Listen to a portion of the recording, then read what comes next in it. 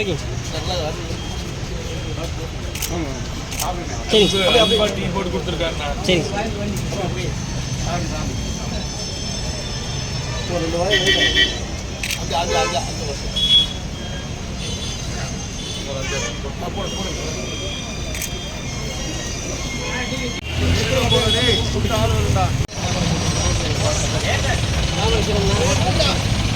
நீ ஜூம் பண்ணிக்கிறாங்க.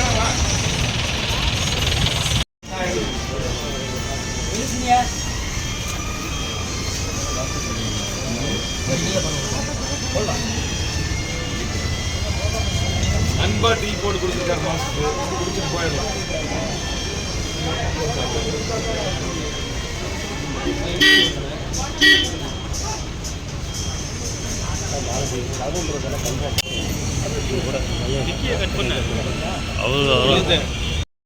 இன்னைக்கு இன்றைய பிரச்சாரம் கரூர் சட்டமன்ற தொகுதிக்குட்பட்ட மண்மங்கலத்திலிருந்து, கரூர் கிழக்கு ஒன்றியத்தில் மண்மங்கலத்திலிருந்து இன்னைக்கு பிரச்சாரத்தை மக்கள் சந்திப்பு நிகழ்ச்சியை ஸ்டார்ட் பண்ணிருக்கிறோம்.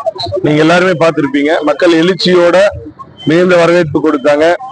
அவங்களுடைய தேவை என்ன அப்படின்னா, ஒயின்ஸ் கடையை முழுசா மூடணும், எங்களை தயவு செஞ்சு காப்பாத்துங்க, ஒயின்ஸ் கடையை மூடணுங்கிற கோரிக்கையை முன் வச்சிருக்காங்க. அதை கண்டிப்பாக பாரதிய ஜனதா கட்சி ஆட்சி அமைச்சதுக்கு அப்புறம் எங்களுடைய மாநில தலைவர் சொன்னதை போல முழுமையான டாஸ்மார்க் இல்லாத மாநிலமாக தமிழகத்தை உருவாக்கி கொடுப்போங்கிற வாக்குறுதியை நாங்களும் சொல்லியிருக்கிறோம்.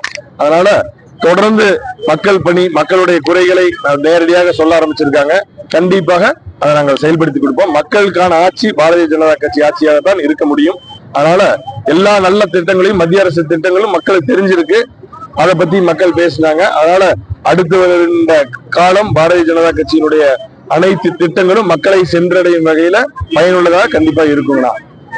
அதே போல நம்முடைய தேசிய தலைவர் JP நட்டா அவர்கள் நாளைய தினம் 11:45 கரூர் வர்றாங்கன்னா, மிகப்பெரிய பிரமாண்டமான ஏற்பாடு செஞ்சுட்டு இருக்கிறோம்.